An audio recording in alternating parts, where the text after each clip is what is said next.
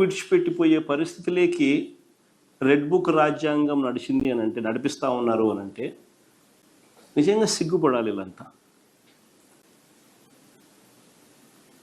వాళ్ళ ఊర్లో వాళ్ళకున్న ఆస్తులు, వాళ్ళ ఊర్లో వాళ్ళకున్న పొలాలను, వాళ్ళ ఊర్లో వాళ్ళకున్న ఇవన్నీ వదిలేసేట్టుగా వాళ్ళ మీద దౌర్జన్యం చేసి వాళ్ళను ఊళ్ళో నడిపించే కార్యక్రమం చేయడానికి సాక్షాత్తు చంద్రబాబు నాయుడు ప్రోత్సహిస్తూ ఉన్నాడు అని అంటే ఏ స్థాయిలో ఈ వ్యవస్థ ఉంది అని అడుగుతా ఉన్నాను. వాళ్ళు ఊర్లో మళ్ళీ తిరిగి ప్రవేశం చేయడం కోసం కోర్టులో కేసు పెండింగ్ ఉంది. వాళ్ళు వేసిన కేసు పోలీస్ సెక్యూరిటీతో, పోలీస్ ప్రొటెక్షన్తో పికెట్ ఆర్గనైజ్ చేసి వాళ్ళను ఊర్లోకి తిరిగి చేర్పించమని చెప్పి హైకోర్టును అభ్యర్థిస్తూ వాళ్ళు వేసిన పిటిషన్ పెండింగ్ ఉంది. ఈ నేపథ్యంలో ఆ గ్రామంలో ఉన్న ఏదైతే వదిలేసి వచ్చిన వాళ్ళ ఇల్లును, ఆ ఇంటిని క్లీన్ చేసుకునేదానికి, ఆ ఇంటిని చూసుకునేదానికి ఒక దళితుడు, ఒక సామాన్యుడు, ఒక పేదవాడు, ఆయన భార్య తన ఇంటికి వెళ్ళి ఆ ఇల్లు చూసుకునే క్రమంలో అక్కడే ఆమె సిక్కై ఆ ఇంట్లోనే ఆమె ఉండిపోతే భార్య సిక్కయింది అని చెప్పి చూడడానికి ఈ పేదవాడు, ఈ దళితుడు, ఈ సామాన్యుడు, పాపం ఈ కార్యకర్త చూడ్డానికి పోయినాడు భార్యను. పోతే అటాక్ చేసి దారుణంగా రాడ్లతో కొట్టి చంపినారు. సిగ్గుండాలి ఏమన్నా. ఆ చంపిన వాళ్ళకు ఎవరైతే చంపినారో, కనీసం ఎవరినైతే ఇన్స్ట్రుమెంట్స్ కింద వాడినారో అసలు వాళ్ళకి వీళ్ళకి గొడవ కూడా లేదు. అంటే పైనుంచి ఉపయోగించి వాళ్ళను చంపించే కార్యక్రమం.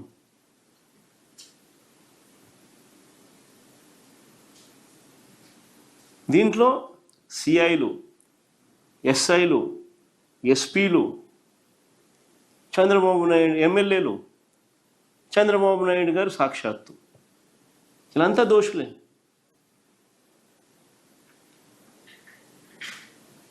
చివరికి ఆ మనిషి చనిపోతే దెబ్బలు తిని హాస్పిటలైజ్ అయితే 6 రోజులు వైద్యం చేయించుకునే క్రమంలో 6వ రోజుకు తను చనిపోతే, చనిపోయిన ఆ మనిషిని తన ఊర్లో బరీ చేయడానికి కూడా ఊర్లోకి పోకూడదు అని చెప్పి పోలీసులు అడ్డుకున్నారు. ఆశ్చర్యం కలిగించే విషయం. ఎట్లా అడ్డుకుంటామయ్యా అని చెప్పి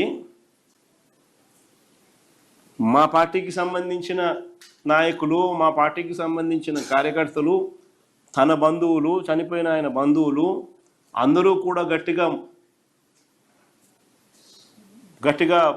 కొన్ని వేల మంది గుమికూడితే తప్పనిసరి పరిస్థితుల్లో ప్రవేశానికి అనుమతి ఇచ్చారు. నిజంగా అసలు ప్రజాస్వామ్యంలో మనం ఉన్నామా లేదా అన్నది ఒక ముఖ్యమంత్రిగా ఉన్న వ్యక్తి ఆలోచన చేయాలా. ఇది చేసేది తప్పుడు సాంప్రదాయానికి బీజం వేస్తూ ఉన్నాడు. ఇదే సాంప్రదాయం కనుక కొనసాగితే ఈయన వేసిన విత్తనాలు ఎల్లకాలం వీళ్ళ ప్రభుత్వం ఉండదు. రేపు పొద్దున అవి చెట్లు అవుతాయి. ఏదైతే ఇత్తుతారో అదే పండుతుంది. ఏ కుటుంబం అయితే నష్టపోతుందో ఆ కుటుంబానికి బాధ కలుగుతుంది, దెబ్బ తగులుతుంది. రేపు పొద్దున వాళ్ళు చూస్తూ ఊరుకోరు. ఇది సర్వసహజంగా హ్యూమన్ నైజం. ఇది మనం పాలకులుగా ఉన్నప్పుడు మనం చేసే ప్రతి అడుగు ఆంచి తుంచి అడుగులు వేయాలి. న్యాయం, ధర్మం వైపు నిలబడాలి.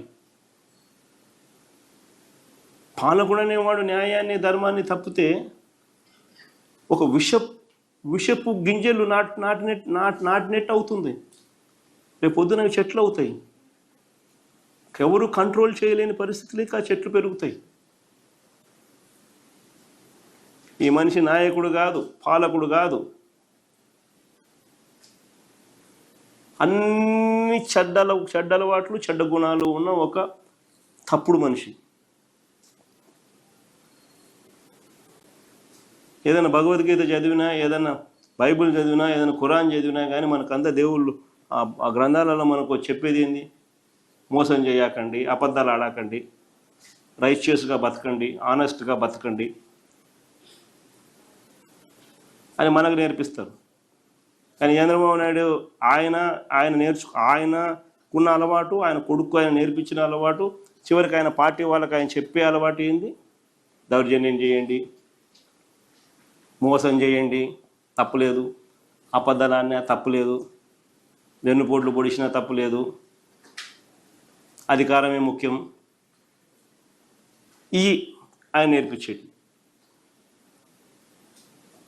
నిజంగా అన్ని తప్పుడు విత్తనాలు నాటుతూ ఉన్నాడు. ఇవి రేపొద్దున వృక్షాలు అవుతాయి.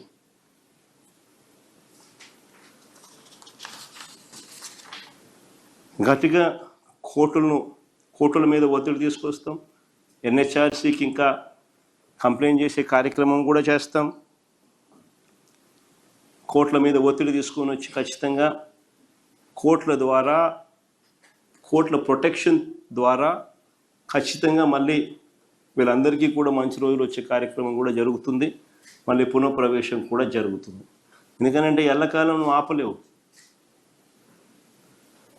ఎల్లకాలం చంద్రబాబు నాయుడు రోజులు ఉండవు. కన్ను మూసుకుని కన్ను తెరిచేసరికి 2 ఏళ్ళు అయిపోయింది.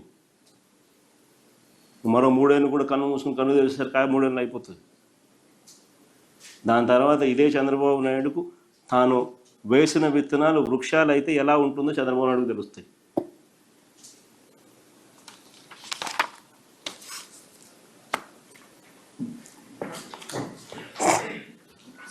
Through this press conference, you are trying to show that you were more visionary with respect to technology when you compare with Chandrababu Naidu with respect to this revenue land service. So basically,